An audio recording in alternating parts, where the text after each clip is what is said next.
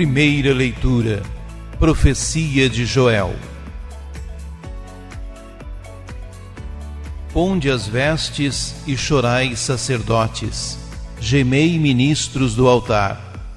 Entrai no templo, deitem-vos em sacos, ministros de Deus. A casa de vosso Deus está vazia de oblações e libações. Prescrevei o jejum sagrado, convocai a assembleia, congregai os anciãos e toda a gente do povo na casa do Senhor, vosso Deus, e clamai ao Senhor. Ai de nós neste dia! O dia do Senhor está às portas, está chegando com a força devastadora da tempestade. Tocai trombeta em Sião, gritai alerta em meu santo monte. Tremam os habitantes da terra, e está chegando o dia do Senhor. Ele está às portas. É um dia de escuridão fechada, dia de nuvens e redemoinhos, como a aurora espraiada nos montes.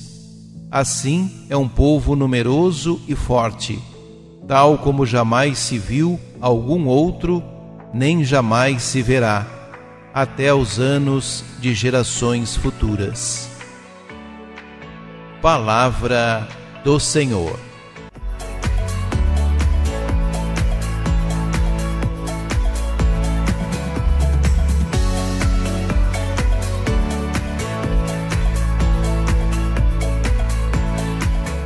Sabemos muito pouco de Joel.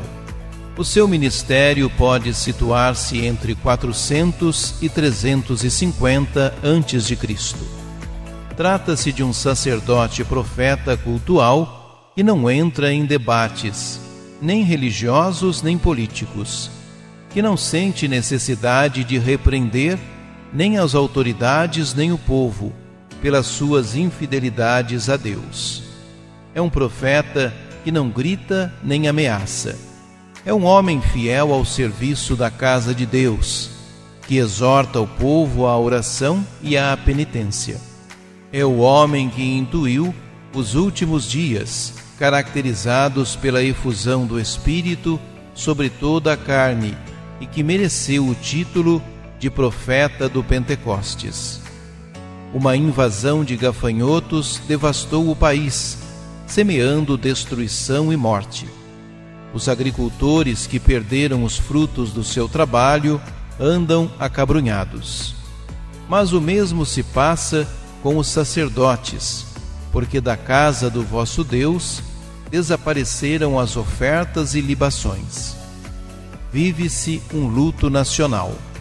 É preciso preparar uma liturgia penitencial, até porque a calamidade é vista como um aviso sobre a autoridade do dia do Senhor, dia de trevas e escuridão, que envolverá a própria natureza.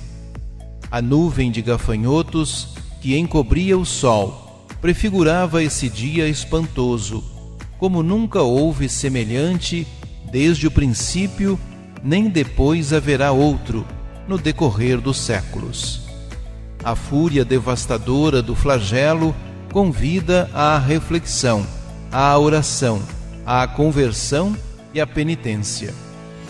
E Joel sabe aproveitar um fenômeno frequente na antiga Palestina para exercer o seu ministério.